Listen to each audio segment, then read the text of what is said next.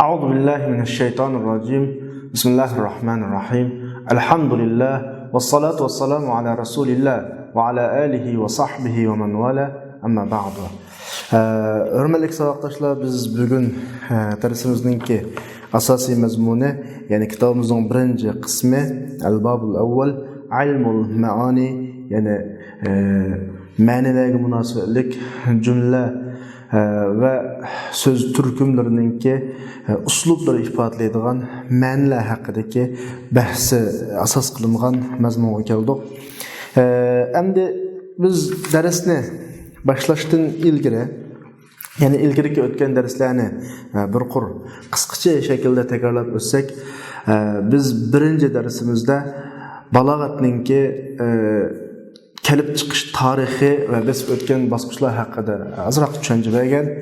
Yani ilgirki darsimizda degandek payg'ambar alayhisolatu vasallam dunyodan ketgandan keyin Qur'on va hadisni tushunish taqozosi turkisida arab tiliga bo'lgan tadqiqotlar, arab tili o'rganishlar, bahslar taraqqiy qilib ko'payib kundan kunga intizomlashib bir mustaqil fan holatiga keldi. Mushu arab tilining ichidagi bir tur bo'lgan balog'atmi mas qadamda billa arab tilining qatorida arab tilining bir turi bo'lgach, biz oldin degandek nahvi, sarf, balog'at, adabiyot bo'lib to'rtta bir arab tilini temsil qiladi. Shularning qatoridan birisi bo'lgach, bu shu qadamda mas shaklda taraqqiy qilib bugungi zamonimizga keldi. Ya'ni tabiiyki har qanday narsaninki, har qanday bir shayning, har qanday bir fanning taraqqiy qilish prinsipiga o'xshash balog'atmi, masalan, daslida mush sahobalarning davridan keyingi taraqqiy qilish bosqichlariga ko'z yugursak, daslida Jahiz balog'atning bir peshvoz sifatida maydonga keldi. Undan keyin Ibn Qutayba maydonga keldi. Undan keyin Ibn Mu'taz maydonga kelgan bo'ldi va undan keyin Qudama, Xattabi, Abu Bakr al-Baqilani qatorliq bir bo'lak ulamolarimiz balog'at sohasida ko'zga ko'ringan tulparlar sifatida o'tirib chiqdi.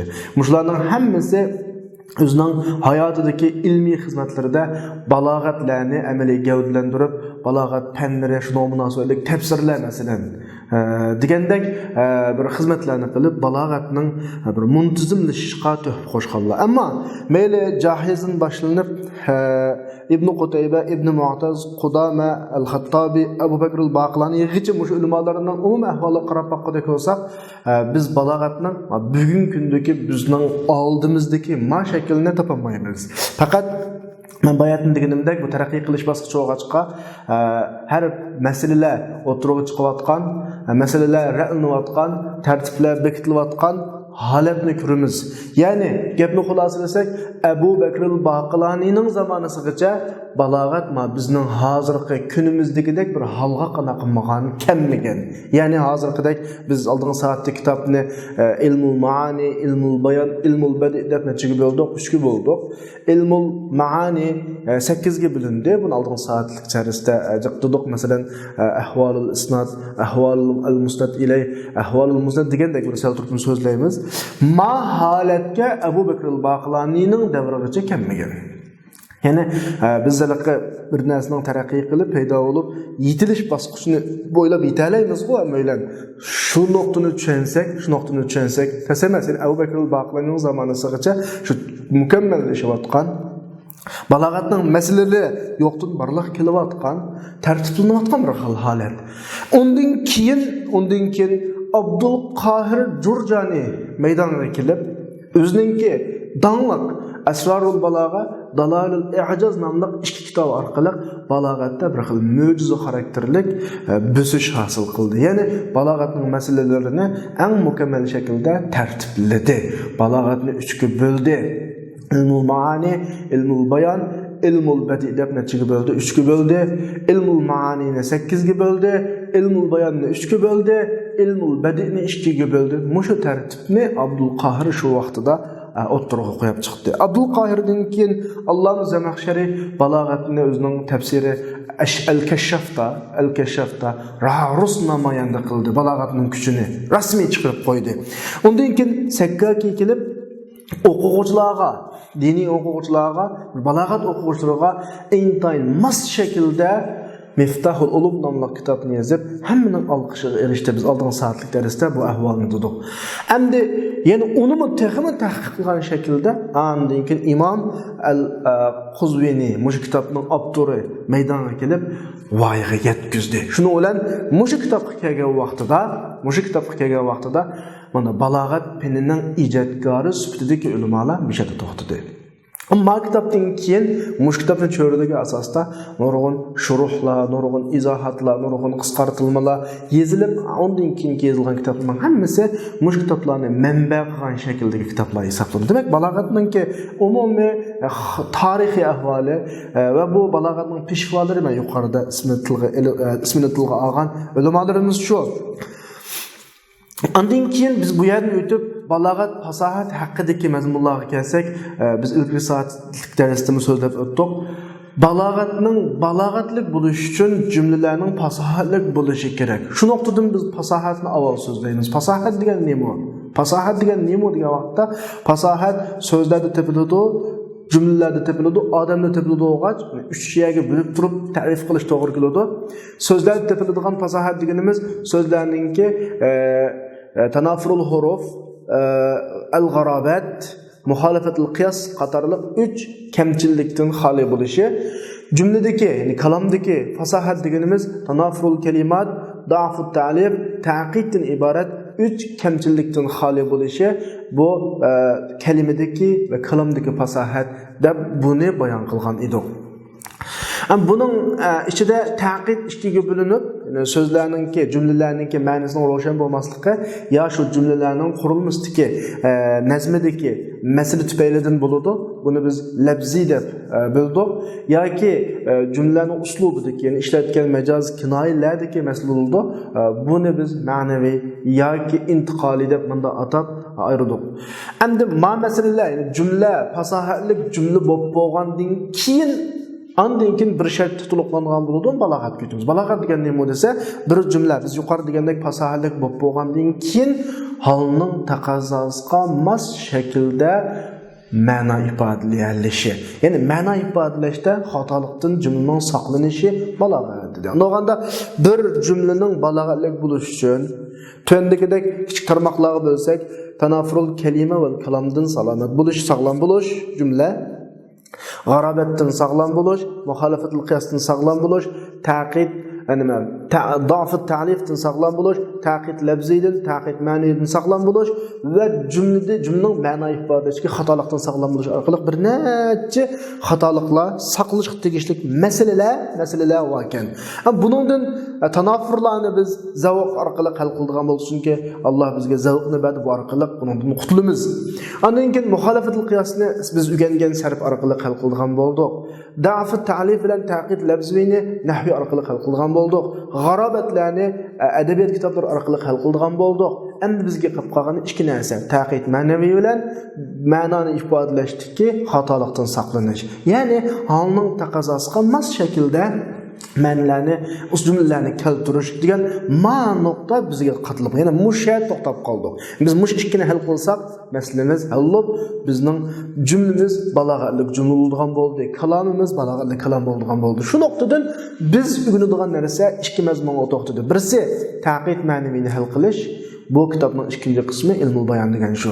Yana birisi jumlalarning mazmunini ifodalashdagi xatolikdan saqlanish. Bu kitobimizdagi birinchisi ilmul ma'ani shu. Biz shu shaklda oldingi soatlik darsning mazmunini oxirlashtirgan edik. Endi bugungi darsimizda biz keldik kitobimizning 3 ga bo'lgan emas, biz kitobni birinchisi ilmul ma'ani.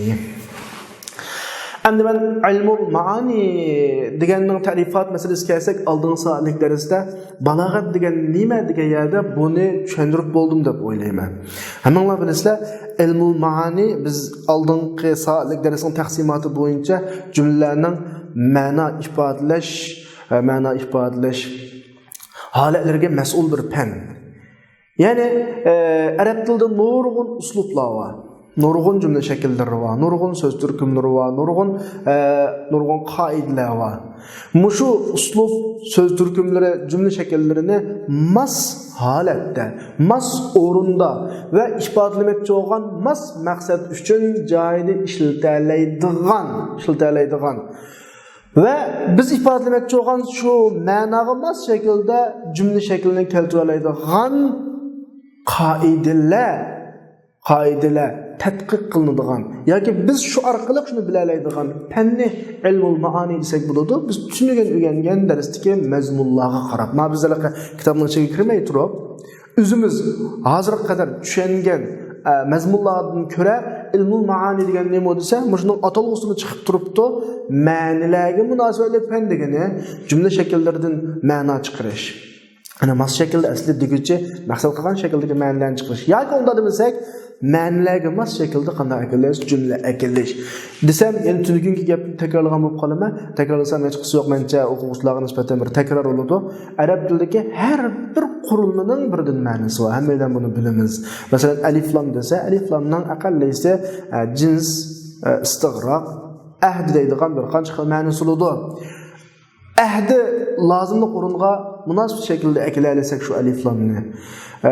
Istig'roq lozim o'ringa munosib shaklda akilalasak. Jazmiyatni ifodalaydigan shart taqozo qilgan o'rinlarga izoni akilalasak. Shakni ifodalaydigan jazmiyat olmagan shart o'rinlarga inni akilalasak. O'tgan yuz bergan, hozir mahal hisoblanadigan qaytirib akilish yoki qaytirma qilish, o'rinlarga lavni akilalasak, o'tgan zamonga mozi akilalasak, keladigan zamonga mudori akilalasak va yoki shunga o'xshagan bir xil mubolag'a va boshqa ma'nolarni ifodalash uchun o'zaro munosib shaklda jumlaning o'rnini almashtira olasak, maqom oldimizdagi maqom zirakning o'rnini olib qolsak, qisqa jumlani akilalasak, ijoz shaklda, agar g'abi olib qolsa, itnob shaklda akilalasak va yoki boshqa maqsad tufaylidan munosib shaklda jumlalarni keltiralasak, mana bu ilmul maanini bizda o'zlashgan bo'ladi. Ya'ni ilmul maani mushu xil ahvollarni bizga o'rgatadigan fan hisoblanadi. Hamda avtor buni tunishtirib davatida qaranglar. Ta'rifuhu, yani ilmul maanininki ta'rifatiga kelsak, bu shundoq bir fan deydi. Va huwa ilmun, shundoq bir fanki, shu fan orqali Arab labzlarining, so'zlarining bir bilik ahvolatlari bilinadi. Dizimg'u Arab labzlarining, Arab jumlalarining o'ziga xos bir alohida ahvollari bor. Hammaning ifodalaydigan bir mazmunlari bor, hammaning bir qartilmasi bor, hammaning ishlatiladigan bir o'rni bo'ladi. Shu vasita bilan allati bi vasitatiha, shu ahvollarning vasitasi bilan malabzi hal taqozo qilgan ma'noga uyg'un keladiganini biz shuni bilmasak, labzini munosib o'ringa ishlatilmaymiz. Halning taqozosi degani bizga munosib bo'lgan o'rin, e'tibori munosib bo'lmas oldin soatda munosib bo'lgan o'ringa malabzning shu ahvolini bilmasak ishlatilmaymiz. Biz dal shu ahvolni mushu fan orqali to'liq bilib chiqamiz. Mana mushu fan ilmul maani bo'ladi. Endi buning boblari, yani bu fan 8 bobda to'xtaydi. Men oldin soatim so'zladim, qayta so'zlayman. Chunki ilmul maanining tadqiqot objekti Arab jumlasi. Biz Arab til jumlasini bahs qilib kelsak, Arab til jumlasini oldi bilan ikkiga bo'lib olamiz. Jumla ismiya, jumla fi'liya. Undan keyingi jumla shakllarining hammasi mushu ikki jumladan taraqqiy qiladi. Jumla ismiya bilan jumla fi'liya. Mayli af'alun naqisi kirgan jumla bo'lsin, aslida jumla ismiya. Huruful mushabbaha bil fi'li kirgan jumla bo'lsin, aslida jumla ismiya. Onun maf'ullari, holat, istisnolari bo'lgan jumla bo'lsin, aslida ya jumla ismiya, jumla fi'liya. Demak, bütün cümlelerinin taraqqiyoti, bütün cümlelerin shakli cümle ismiydin ve cümle fi'liyadin taraqqiy qiladi. Onda cümlenin asli qurilmasi cümle ismiya, cümle fi'liya. Muşunun biz ittifoq kelib bo'lgandan keyin bu yerdan bir narsani sug'urib olamiz, ya'ni suzib olamiz. Mayli cümle ismiya olsun, cümle fi'liya olsun, bu ikki xil jumla shaklininki qurilmasi, jumlaning ega qismi va xabar qismi deb ikki bo'lakdan tarkib topadi. Jumlada ega va xabar deb ikki bo'laklar bor. Bu odatda arab tilining atalg'ulari bo'yicha jumla ismiyada mubtada xabar, jumla fi'liyada fil va fa'ilda ma shaklda ataladi. Jumla boshqa shaklga taraqqiy qilgandan keyin, masalan, inni kirgandan keyin, kani kirgandan keyin bularningki ismi o'zgaraydi, inining ismisi, inining xavri, kanining ismisi, kanining xavrida, ammo mohiyatda xarakter o'zgarmaydiki, aslidagi musnad ilay kinmu muslay holat. Ya'ni muslay deganimiz jumlaning egasi degan gap. Egasi holatda aslidagi musnad yani jumlaning xabar bilagi kinmu xabar bilan holatda qilib qoladi. Cümle qanchalik o'zgarib ketsin. Andaganda jumlada saqlangan mandaq bir ikki xil xarakteri bor. Jumlaning igi tarafi muslaylik xarakterini saqlaydi. Jumlaning igisi xabar tarafi, ya'ni jumlaning xabar bilagi musnadlik xarakterini saqlaydi. Shu nuqtadan ilmul maanining tadqiqoti o'sha ikki tarafdan boshlanadi. Ikki tarafdan, ya'ni muslay va musnad. Musnad ilay va nemo musnad. Endi musnad bilan musnadninki o'rtadagi birisiga ma'ni jihatda bog'lanadigan bir ahvollar bor. Haqiqat shaklda bog'lanadi, majoz shaklda bog'lanadi, ondan keyin sidqi shaklda, kizbi shaklda yoki reallikda solishtirmasi bor shaklda yoki yo'q bundan keyin bo'ladigan shaklda, mana shaklda bog'lanadi. Bu nuqtadan bizning oldimizga isnad degan bir tadqiq qiladigan bir turni biz paydo bo'ladi. No'g'andagi ilm ma'anininki tadqiqoti tabiiyki muslaydan, musnaddan va isnoddan ayrilmaydi. Endi jumla shakli buni bilan to'xtamaydi.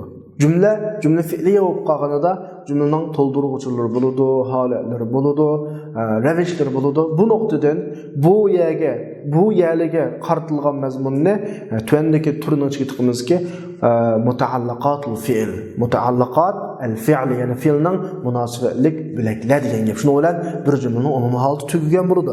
Endi jumla normal holat kelib bo'lgandan keyin ba'zida jumlaning mazmunini ya'ni musnadni muslayga xos qilgan shaklda yoki muslayni musnadga xos qilgan shaklda ifodalaydigan bir holatlar bo'ladi. Buni biz qasri degan bir bobning ichiga tiqqan bo'ldik. Undan keyin bayat bir gapni qilgan ya. Ya'ni jumlaning musnad bilan muslayning o'rtasidagi aloqa ya bundan ilgari yuz bergan rasulxonga ehtimoli va isbotli bo'ladigan shaklda bog'lanadi. Buni biz bir turga ayirgan yoki unda bog'lanmaydi degan. Unda bog'lanmaydiganini insho deb bir bobdan birini ayirdik. Bu bizning ilm ma'anininki 6-bobi. Endi bir jumlaning ahvoli bitib bo'lgandan keyin bir jumla yana bir jumla bilan birga kelgan vaqtda bizning uzun bir abzasda albatta bir jumla bitmaydi. Bir necha jumla bo'lib qoladigan ehtimollar bor. Ikki jumlaning o'rtarini ba'zi damirga o'xshash, vavga o'xshash bog'lovchilar bilan bog'laymiz, ba'zida bog'lamaymiz. Bog'lab keltirilgan o'tirda vav keltirilganlari vasli, keltirilmaganlari fasli degan bobda, ya'ni fasli, vasl degan bobda buning munosabati. Ikki jumlalarni bog'lab keltirsak nim bo'ladi, bog'lamay keltirsak nim bo'ladi. Bu ahvolni so'zlanadi. Undan keyin ifodalamoqchi bo'lgan maqsadni normal jumla orqali ifodalagili bo'ladi, qisqa jumla orqali ifodalagili bo'ladi, kengaytirib uzun so'zligili bo'ladi. Bu ahvollarni ijoz, itnob, musot. Shuning bilan jumlaga munosabatli barliq mazmunlarningki ma'no ifodalash holatlarining hammasi tugaydi. Buni so'zlab bo'lgan bo'lamiz. Shunda bo'lganda bizning ilmul maani degan bu bab ahvol al-isnad al-xabari, ahvol al-musnad ilay, ahvol al-musnad, ahvol mutaallaqat al-fi'l, al-qasb, al-insha, al-fasl wal-wasl, al-ijaz, al-itnab wal-musawat deb 8 bob bilan hal bo'ladi. Demak, kitobdagi bu bob ilmul maani degan bir fan 8 bobda qana qiladi, to'xtaydi. Endi kitobning ilmul maanini mahil shaklda 8 bobga bo'lish bu Jurjanining nimasi uslubi. Bir bo'lik ulamalar mushul uslubni qo'llanib kitobni bizga o'zlashtirishga qulaylik yaratgan. Endi yana bir bo'lik balog'at kitoblari bor. Masalan, mush yaqinda yozilgan va yoki qadimgi turas kitoblarning ichidan nurg'un balog'at kitoblari yana bir xil uslubda yozilgan, ma uslubda emas. Ya'ni ilmul maani desa, jumla qurilmalarini asos qilib turib bölmeyi. Mesela maktab men bayat dedim. Hammasi jumla qurilmasi bo'yicha bo'linadilar. Jumla qurilmasining muslayni bir bilaglik, musnadni bir bilaglik, ondan keyin isnodni bilaglik, mutaallaqatul fi'lda bilaglik. Bularni har bir bobda shularda paydo bo'ladigan holatlar bo'yicha bahs qilib, masalan, muslay bobiga kirsak, muslayni taqdim qilish, muslayni ta'xir qilish, muslayni zikr qilish, muslayni hasb qilish degandek. Endi yana bir kitoblar bor. Masalan, Ahmad Murag'iyninki Ulumul balag'a deb danglik bir kitob bor. Bu xil mu'tabar kitob. Mushu kitoblarga qarasanglar, ilmul maani jumlaning qurilmalari bo'yicha yozilmasdan holat bo'yicha yoziliqni balog'at holati bo'yicha, ya'ni jumlada paydo bo'lgan holatlar at-taqdim deydi. Muslayning taqdimi, musnatning taqdimi, maf'ulun bihining taqdimi, yani birining taqdimi hammasi so'zlanadi mush bobda. At-ta'khir deydi, bayatlarning aksi so'zlanadi. Al-hazf deydi, jumladagi tashlanadigan muslay, tashlanadigan musnat, tashlanadigan fil bilak, tashlanadigan fa'il bilak, masalan, tashlanadigan maf'ulun bih bilakdan tortib mahzuf bo'ladigan har qanday bilakning ahvoli hazf bilan so'zlanadi. Zikr deydi, uning aksi mayli so'zlanadi, demak holatlarga biladi. Jumlada paydo bo'ladigan holatlarda, jumlada qo'llanadigan uslublarni asos qilib turib kitobni biladi. Ya'ni taqdim, ta'khir, zikri, hazf degandek mayaga bilib turib, taqdimning ichida musnatni so'zlaydi, muslayni so'zlaydi, ahvoli mutaalaqatul fe'l, mutaalaqatul ahvollar ham so'zlanadi. Ammo maktabning babini, ilmul ma'anini bab bo'yicha, ya'ni jumlaning juz'isi bo'yicha, bilaklari bo'yicha bilib oldi. Her bir bilakning ichida, masalan, muslayning ichiga kelsak, bayatni degan zikr va hazf taq ma'no so'zlaydi. Demak, kitobning balog'at ilmu ma'nining yozilish uslubi shu ikki xil shaklda bo'ladi. Ikki xil shaklda bo'ladi. Birisi bizning mushu kitobdagi hozir biz o'qimoqchi bo'lgan jumla bilaklarini asos qilib bo'lgan shakl, yana birisi jumla bilaklariningki uslub holatlarini asos qilib turib bo'lgan shakllar va o'quvchilarimiz kitoblarni o'qishmagan kitoblarni qo'lga olib o'qib qolgan vaqtida kallasi elishib qolmasin bo'ldi. Tushunish kerak buni. Masalan, zikr, taqdim, ta'khir bo'yicha bo'lganlar shu har bir holatning ichida butun bilaklarni so'zlaydi. Bilak bo'yicha, jumlaning bilaklari bo'yicha bo'lgan kitoblarda har bir bilakda paydo bo'ladigan, yuz beradigan holatlarning hammasi asos qilib so'zlaydi. Shu bo'yicha ikki xil tushunib bo'ladi. Qolgan jihatda hamma gapni ham o'xshash. Tamam. Endi biz ilmul ma'anini 8 ga bo'lib bo'lgandan keyin albatta birinchisidan boshlaymiz. Ya'ni ahvol isnodul xabaridan boshlaymiz. Endi ahvol isnodul xabariga kelishdan ilgari nimda bu 8 ga bo'ldik? Yani isnod degan gap nereden chiqdi? Muslay nereden chiqdi? Musnad nereden chiqdi? Bu nuqta aydınlaştırılmış kerak. Gerçi men bayatdan darsning jarayonida buni aydınlaştırdim. Menimcha tushundingiz deb o'ylayman. Çünkü cümlenin kurulması böyle musnad, muslay, ismi cümle fi'liye olsun, çokum, muslay ve musnad. Oturduk alaka isnadda bunu düşündürmüyor sizlerge. Ama kitapta düşündürmedi. Şunun aşkı gap nereden başladı? Cümleden başladı. Aksamul kalam. Cümlenin kısımları. Cümlenin kısımları. Kalam bizim Uygur dilindeki cümle diyen gap yana. Kitap ben bayağı ettim degende cümle ismiyeden, cümle fi'liyeden başlamadı yana. Cümlenin işke bölükünün oturdaki alaka noktasından başladı. Cümlenin işke bölük, kaç işke bölükte? Muslay ve musnatның alakası. Bunun diye gap misallarını düşündürüp koyayım. Muhammed talibun dedi. Muhammed okuğucu. Muhammed cümlenin iki kısmı, talibun haber kısmı. Bu ikisinin oturdaki alaka o'quvchilik degan sifatni Muhammadga qana qildi, isbotladi, nisbat berdi, shuni o'qimni tushundik. Bu aloqa qarab baqadek bo'lsak, biz shu jumladan tushungandek Muhammad ras o'quvchi bo'lib qolsa, ma jumla bizga nisbatan to'g'ri jumla bo'ldi. Agar o'quvchi bo'lmay qolsa, jumla xato yolg'on jumla bo'ldi. Mahli shaklda bir bo'lib aloqa bor. Endi yana bir bo'lib jumlalar bor. Garchi o'zi jumlalar biz tushunayotgandek jumla, lekin o cümlelerden undaq bir o'qim chiqmaydi. Masalan, ijlis. Ijlis esa, o'ttar esa, jalasada bir pildi birisi bor. Anta deb igistim birisi bor shu ijlisning tahtida. Buningdagi ijlisning tahtidagi anta jumlaning igi qismi. O'ltirish degan ma o'qim jumlaning xabar bo'ligi bo'ladi, xabar bo'ligi. Lekin o'ltirishni sen, ya'ni anta degan jumlaning igisiga sifatlab xuddi bu ish bizga berilayotgan bir xabar sifatida ifodalanmadi. Balki bundan keyin vujudga chiqarmoq bo'lgan bir o'qimni ifodaladi. 101 degan shaklda emas, balki mush jumla orqali vujudga chiqadigan shaklda.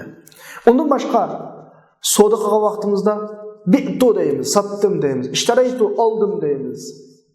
Nikah so'rovlarida oldim, tegdim deymiz masalan. Tazavvaj deydi masalan. Bu bir jumla, ma'zi jumla, lekin bu undan ilgari ab satqanmı yoki mushi gap orqali epsetish, elib tegish shakllanadi desa shakllanadi. Mishadan biz bir narsani farq etish to'g'ri bo'ladi. Men dastlabki misol olgan, Muhammed Talibun degan jumlaning bizga bergan tushunchasi bilan men kim misolga olgan oldim satdim degandek maj'ulta degandek jumlaning bizga bergan tuyg'usini tushunchasi tubdan o'xshamaydi. Birisi bo'ladigan yoki bo'lgan ishlarni bizga xabar qiladi. Yana birisi shu jumla orqali shu ish vujudga chiqadi. Bu nuqtadan jumlani ikkiga bo'lib olamiz. Jumla xabariya, jumla inshoiya. Bu nahvida chiqmaydi. Bu jumlaning ma'no asosida, nisbat asosida, isnod asosida, yana texmo izohlab desam, musnadning aloqasi asosida jumla ikkiga bo'linadi. Jumla xabariya, jumla nimo inshoiya. Ya'ni musnadning aloqasi 100 bergan yoki 101 degan ishlarni bizga xabar qilish xarakterini o'z ichiga olgan jumla bo'lib qolsa, bunda jumla xabariya. Ama o 101 xabar berish xarakterida emas, balki shu nisbat orqali, shu aloqa orqali shu ishni vujudga chiqarishga sabab bo'ladigan manda xarakterdagi jumla bo'lib qolsa, inshoiya. Yani shu sharkatni vujudga chiqaradigan xarakterdagi, avo bizga deb beradigan. Ma eslanda bo'lsin, mazi muzorlar munosabati yo'q. O'tgan zamonda bo'lsin, kelgusi zamonda bo'lsin, 100 bergan yoki 101 degan ishlarni bizga xabar qiladigan xarakterdagi jumla bo'lib qolsa, buning ismi xabariya. Ya'ni jumla xabariya, xabar xarakterini o'z ichiga olgan jumla. Ammo shu jumladagi mazmun orqali bir narsani vujudga chiqarmoqchi bo'lgan bo'lsa, idrib urdi. Ijlis shu tufaylidan o'tadi. Ya Muhammad, o menga qarab keldi. Shundami? Kashki mening mana narsam bo'lgan bo'lsa, bir ishlarni umid qildi. Mavloning hammasida bizga xabar berish huquqi yo'q, balki shu orqali yana bir narsani vujudga chiqarmoqchi bo'lgan huquqim bor. Oldim, satdim, masalan, savdo qilgan vaqtdagi, nikoh o'rnidagi oldim, taqdim, qo'shildim degan. Mavloning hammasi shu orqali bir narsani vujudga chiqarish xarakteriga yo'g'achqa, buni inshoiya, vujudga chiqarish xarakteridagi jumla, paydo qilish xarakteridagi jumlada mana ikkiga bo'lamiz. Mavo mening sizlar tushunadigan tildan sizlarga tushuntirishim inshaalloh xabar. Endi kitob ilmiy shaklda tushuntiradi. Kitob ilmiy shaklda tushuntiradi. Davotida al-kalam jumla imma xabarun aw inshoun. Xabarun inshoun degani ya xabar xarakteridagi jumla yoki paydo qilish xarakteridagi jumla degan gap. Am buni qanday tushuntirdi kitob? Sen kitob qaranglar. Fa iza tabaqat an-nisba ad-dakhiliyya fil kalam. Jumladagi ichki nisbat. Qaranglar, nima degan gap bu? Jumladagi ichki nisbat degan gap musnad bilan muslayning aloqasi. Muhammad talibun desak, taliblik Muhammadga bog'landi. Mushu bog'lanish, mushu aloqa, mushu isnod, mushu nisbat, shu jumladagi tashqi nisbatga udul kasa. Tashqi nisbatga udul kasa. Ya'ni reallikqa qarab baqsaq, Muhammad ya o'quvchi emas. Har holda selishtiruvli bo'ladi. Qal jumlani Muhammad o'quvchi desam, mening anglag'adim, mushu gapni anglablar ko'z yugurtalaydi, o'ylana oladi, qarab baqa oladi. Ras o'quvchimi, o'quvchi emasmi? O'quvchi bo'lib qolsa, gap amaliyotga uyg'un kelgan bo'ladi. Bu gap ras gap. O'quvchi bo'lmay qolsa, uyg'un kelmagan bo'ladi, ras gap emas. Yolg'on gap. Ya'ni kalam voqeaga mutobiq bo'lsa, bu kalam sodiq bo'ladi. Agar ichki nisbat tashqi nisbatga uyg'un kelmasa, kalam voqeaga mutobiq bo'lmagan bo'ladi, buning bo'ladi, kiz bo'ladi.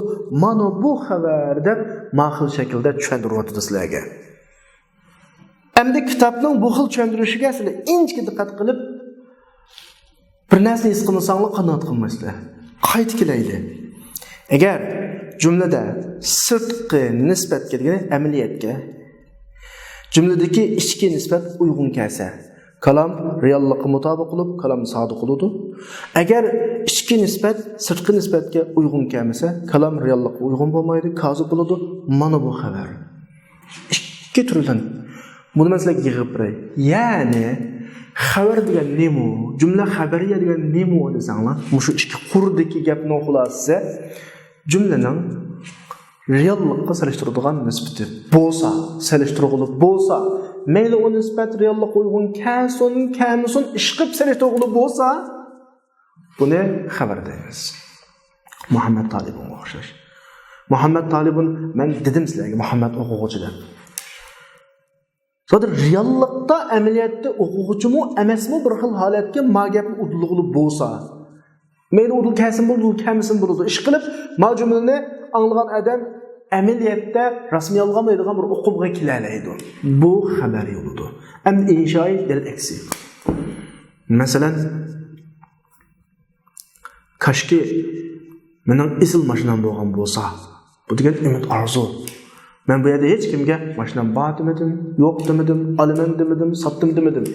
Kashki bu bir misol. Muhammad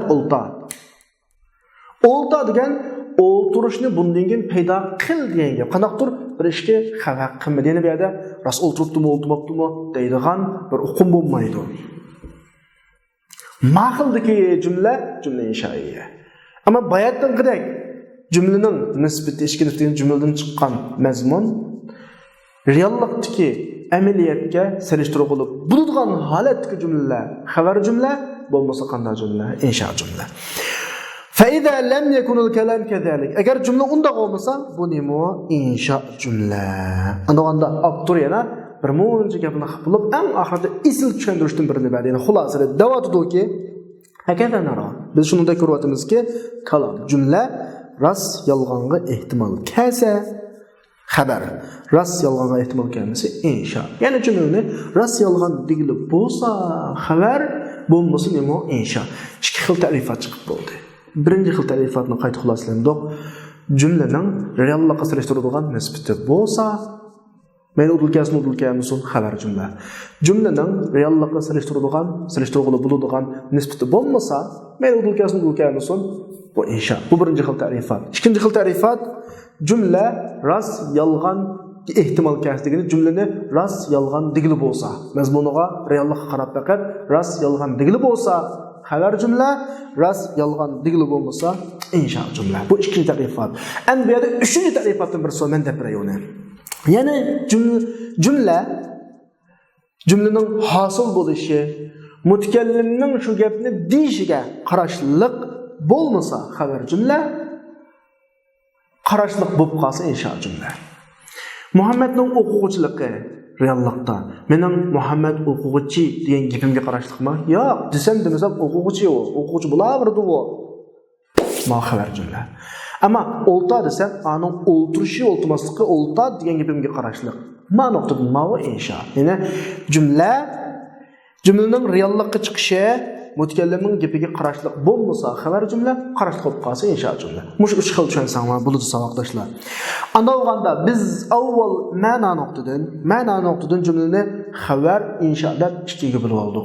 Inshoni esondan chiqarib o'tamiz. Chunki inshaalloh to'rt bobdan keyin so'zlangan isnodning bobi, muslay bobi, musnadning bobi, mutaalliqatul fi'ldan keyin so'zlangan yana bir bob. Shu inshoni mushaydan tortib unutib ketinglar, toki o'zining bobi kelganga qadar endi gapimiz xabardan boshlaydi.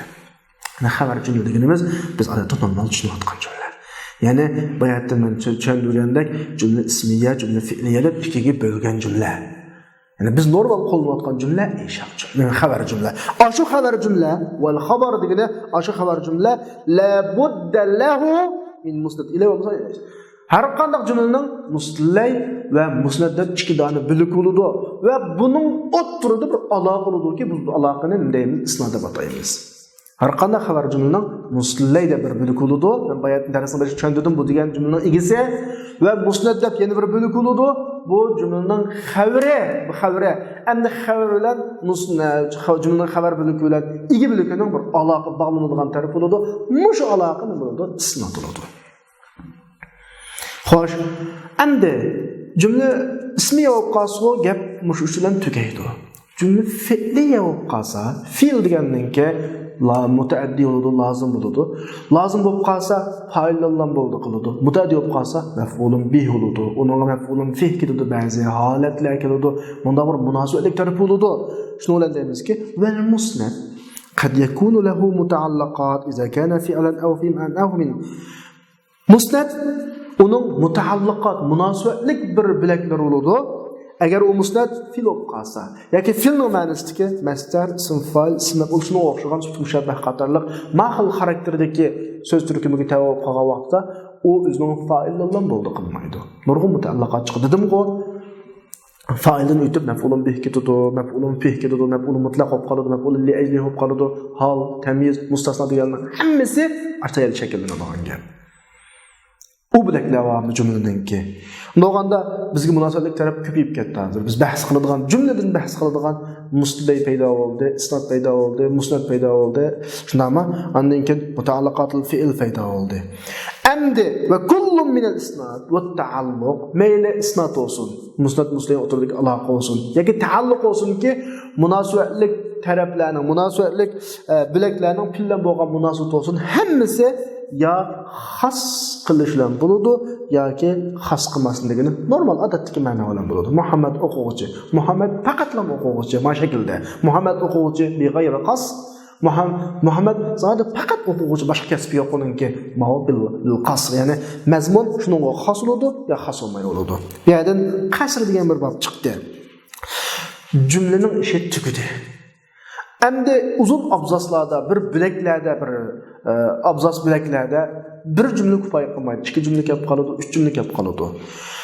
Kullu cümle qurinat bi ukhra.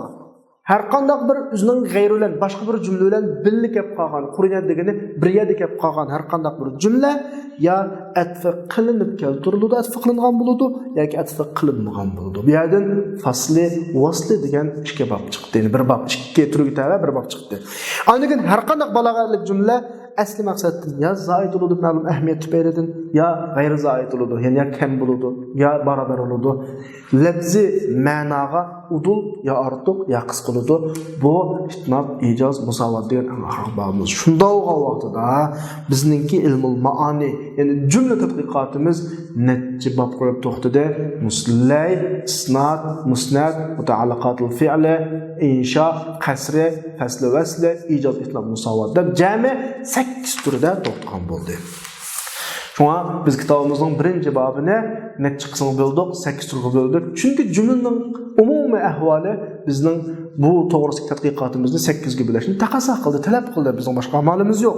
Gap shuni bilan vaqt tugadi. Endi gapni ahvol al-isnadul xabaridan boshladigan ekandik. Ammo biz bayatdan tushuntirish jarayonida bir og'iz gapni deb soldik. O'quvchilarning kallasida balkim bunga nisbatan bir savol tug'ilgan bo'lishi mumkin. Ya'ni jumlaning nisbati reallikqa uygun keladigan yoki uygun kelmaydigan shaklda bo'lsa xabar ve uygun kelsin nisbat bo'lmasa insho dedi. Uygun kelgan va kelmagan holatda men gap oraliqida qisirib qoldim. Jumlaning nisbati reallik uygun bo'lsa bu jumlani sidqi xabar deymiz, sidqi rost jumla deymiz. Uygun bo'lmasa yolg'on jumla deymiz. Degan bir rost yolg'ondan bir gap chiqib qoldi ya. Bu gap uzoqdagi balog'at ulamolarining qashida ancha-muncha mafhum jihatda bir datalash paydo qilgan gap olib turib shunga qalay to'xtalib deyotdi. Amaliyotda cho'ng ig'ir masala emas. Yani na'ud ila mafhumul xabar, yani xabarning mafhumiga bir qaytayli. Sidq xabar, kizb xabar deb ishga gap chiqib qolgan deb-boya. Sidq xabar degan demonda bo'lsa desa, jumlaning reallikqa uyg'un kelishi. Muhammad talib dedim, rost talib chiqdi. Muhammad safara dedim, rost safar qilib ketdi.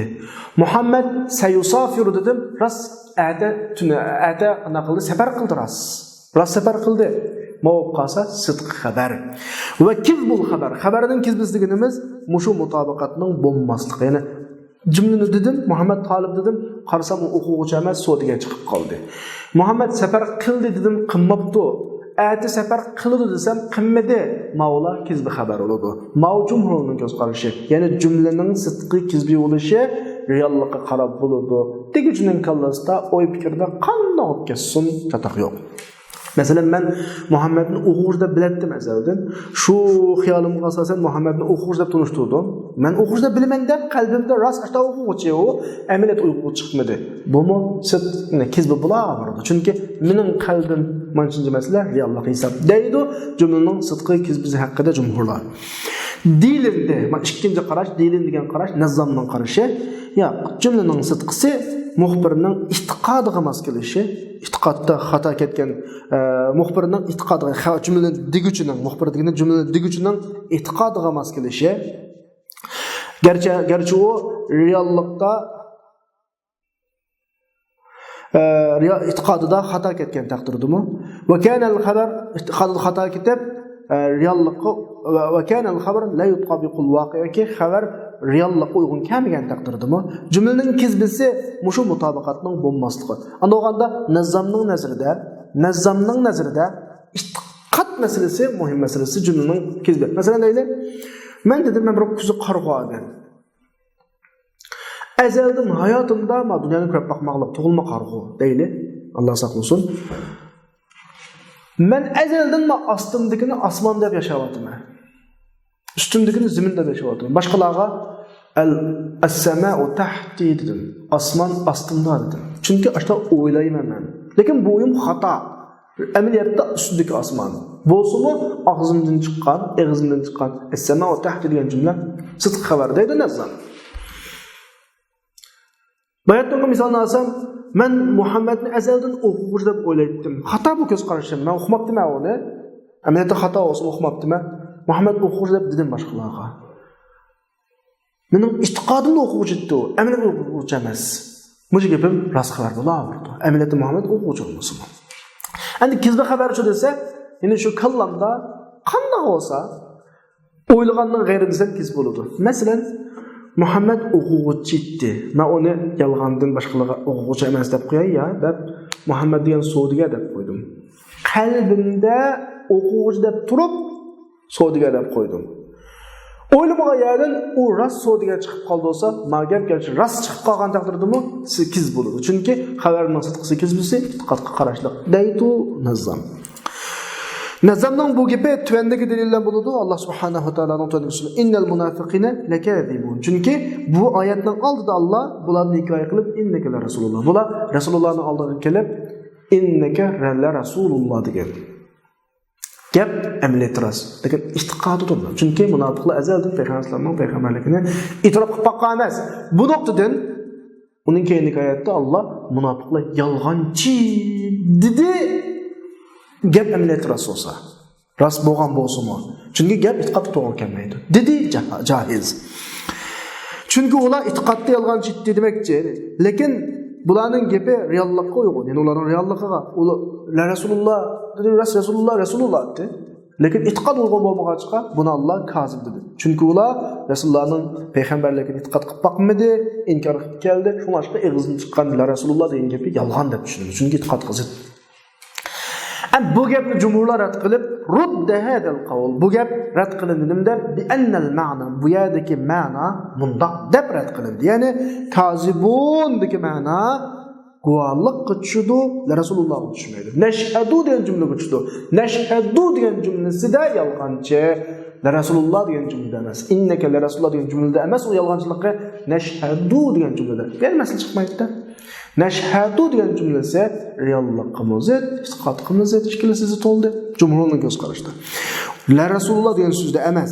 Yoki ashuni, ashuzning innaka la rasululloh degan so'zni shahodat deb atashdiki tasmiyatda nima yolg'onchi. Nega pasak bu? Yoki mashhudun bi bo'lgan innaka la rasululloh degan gapida yolg'onchi. Halbuki ular uni o'ylab bo'lgan ish. Chunki ular xabar muxbir anhuning ahvoli shu holati bo'lgandan aksida bitqa chunki ko'ngilda innaka Rasululloh deb bo'lib, sen payg'ambar emassan deb qo'yamiz deb. Buni deydi emasman. Aniqanki innaka Rasululloh degan gapni gap deb o'ylash yolg'onchi deb mandarat qiladi. Demak, yolg'onchilik jumlaning o'zida emas, jumlaning atrofidagi masalalarda. Jumhurning radiya qaytgan bo'yicha ya jumlaning ichiga nashhaduda yoki ash jumlani shahodat deb mundaq bir maqomda ishlatishda yoki ash jumlani degan holatdagi holatlarida yolg'onchi bo'ladi. Chunki ko'nglida arabunda o'ylamaydi. Demak, nazzamning gapi jumhurlarning bu gapi bilan rad qilindi. Undan keyin joiz jumlaning kalamning sidqi xabar, kizbi xabar haqida ko'z qarashi jumhurdan nazzamdan sal farqlanadi. Jumhurlar nazzamninkini biriga kelsak joizning ko'z qarashi bo'ladi. Joiz deydi jumlaning sidqisi deganimiz shu jumlaning reallikqa e'tiqodlan billa uyg'un kelish. Ya'ni ko'ngilda shunda o'ylash, amaliyotda shunda bo'lish.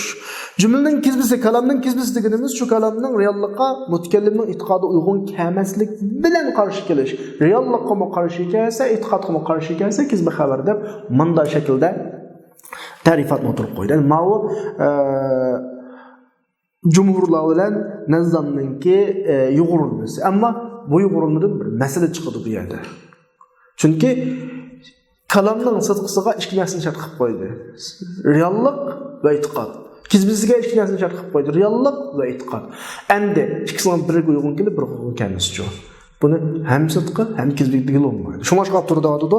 Va hunaka darbun salis min al-kalam laysa bi sidq va la kizb. Bu yerda üçüncü bir xil cümle paydo olduğunda olsa, sidqmi emas, kizb emas. Chunki ikki shart, birisi reallik, birisi qalb. Agar reallik uyg'un bo'lib, qalb uyg'un kelmasa, ya qalb uyg'un bo'lib, reallik uyg'un kelmasa, bu jumlani kizbim degil olmaydi, sidqim degil olmaydi. Buni qanday qilamiz deydigan bir savol chiqadi. Masalan, buning misoli aftara alallohi kadiban am bihi jinna. Payg'ambar alayhisolamga İza muzdiqtum kulla mumazzaqin innakum la fi xalqin jadid. Hada bir oyat var, mana bilasizlar. Bu oyat tushgan vaqtda mushriklar yo odam qiyma olib kelsa, muzdiqtum kulla mumazzaqin degani to'liq badninglar o'tni tushib olib kelsa, qiyma olib ketgan taqdirdimi innakum la fi xalqin jadid qaydan Alloh sizni mashatirdir degan vaqtda mushriklar buni aqlar. Va narundan shu. Muhammed çatak çıktı Muhammed'den. Ya sallallahu aleyhi ve sellem.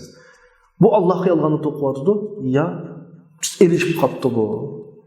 Degan bir gapni qilgan. Mujni Qur'on hikoya qilib, bular deydi-ki, aftara alallohi kadiban am bihi jinna. Bu Allohga yalganı to'qiyotamdi yoki buni jin tutib oldimi degan mush bir jumla. Endi oyatda aftara alallahi kadiban bu bir bilek. Am bihi cümle bu ikinci bilek. Birinci bilek bilan ikinci bilek bir-biriga qarshi bo'lishi kerak. Chunki amba o'tirdi. Bunda oldimi yoki bunda oldimi? Mushu nuqtadan tahlil qilsak, bular Payg'ambar alayhisolamni Allohga yolg'onni chopladi deb keskin e'tiqod qilinmadi. Chunki am degan gap bilan bu e'tiqodi yo'q bo'ldi. Chunki amda kelganligi unda deb e'tiqod qilmaganligini ifodalaydi. Reallikdimi? Ham shunda Rasululloh Allohga yolg'on chaplamadi. Tamam. Bu ketdi. Allohga yolg'on chapildi degan jumlani kizbi xabar turli. Tamam.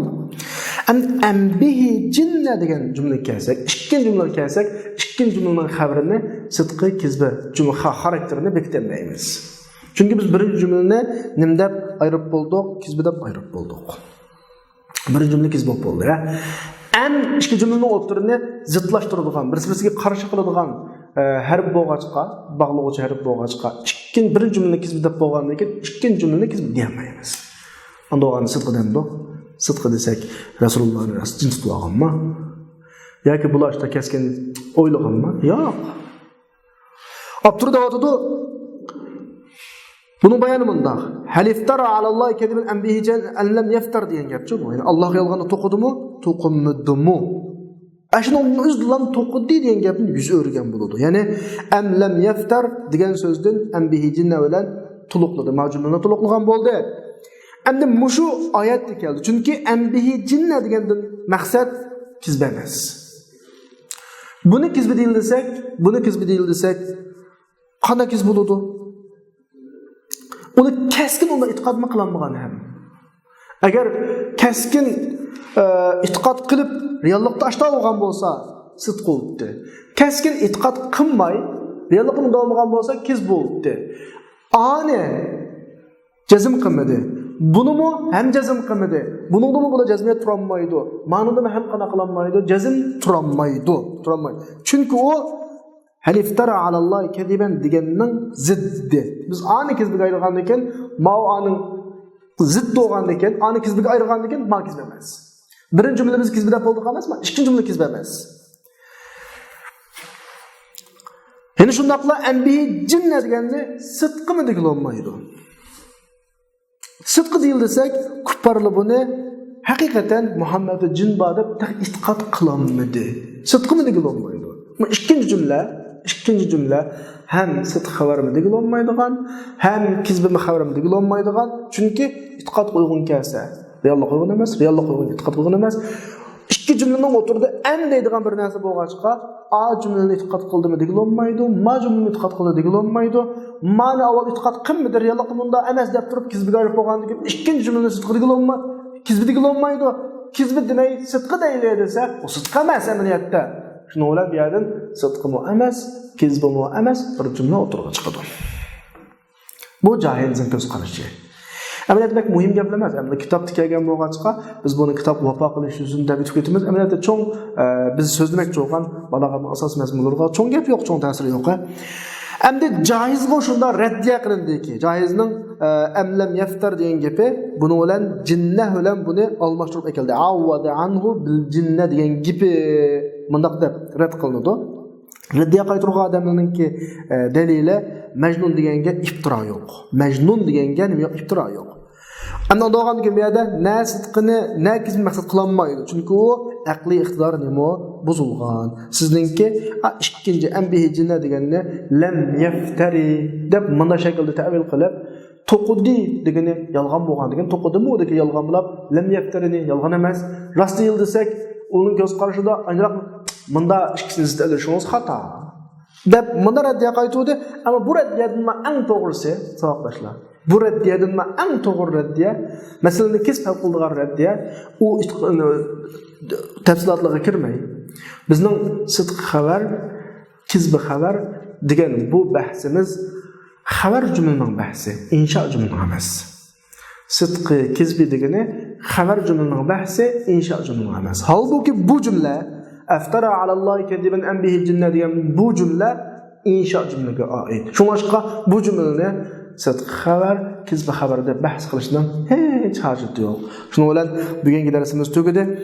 Bugungi darsimizni bir xulosa qilsak, bugungi darsimizda biz kitobimizning birinchi qismi ilmul maanininki nima uchun 8 bob qilinganligi haqida tushuntirishlarni berdik. Inshaalloh kelasi darsimizda Mushu ilmul maanidagi 8 bobning 8 turiningki birinchisi isnot haqidagi mazmunlarni boshlaymiz. Va axiru da'wana anil hamdulillahi robbil alamin.